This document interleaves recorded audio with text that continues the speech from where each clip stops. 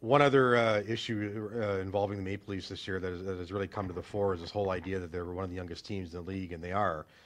And I think it pulls back the cover on another problem here, and that there's not a lot of leadership. And you know, you have your captain and Dion Phaneuf and the alternates, and you know, half of whom have been sitting out games as healthy scratches. But you just don't have that veteran voice in the room that you need, that all teams need. They kind of had it a bit with Jean-Sébastien Giguère a couple of years ago, but once Brian Burke traded him, that was gone.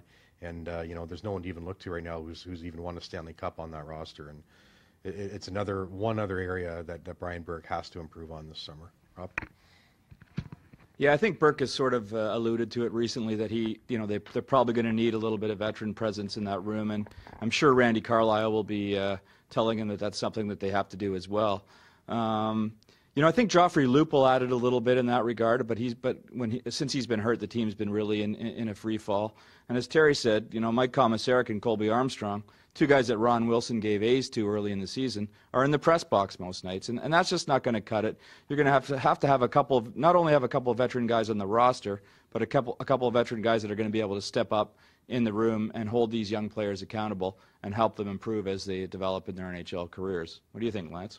Well, I think the body language certainly of this team would indicate that there's just not anyone behind the scenes trying to pull everything in together. I mean, they seem to talk a good game, but nothing seems to happen on the ice. I guess maybe 10 years ago when they had Gary Roberts and Ty Domi and Matt Sundin, who was a different kind of captain, he sort of let the lieutenants on the team run the show for him. I think things ran a lot smoother. And I guess when you have a lot of pressure and you're a young team, you certainly need that guiding force in the room. And right now the Maple Leafs don't have it. Well, the one thing that I still don't understand is what was the rush to make Dion Phaneuf the captain? I mean, he'd barely arrived here, and the fine citizens of Calgary had barely time to tar and feather him when he left because they wanted him out of town. And it was already like, well, Dion's going to be the next captain. I'm not as critical of Dion as a lot of people are. I think he's tried with the media.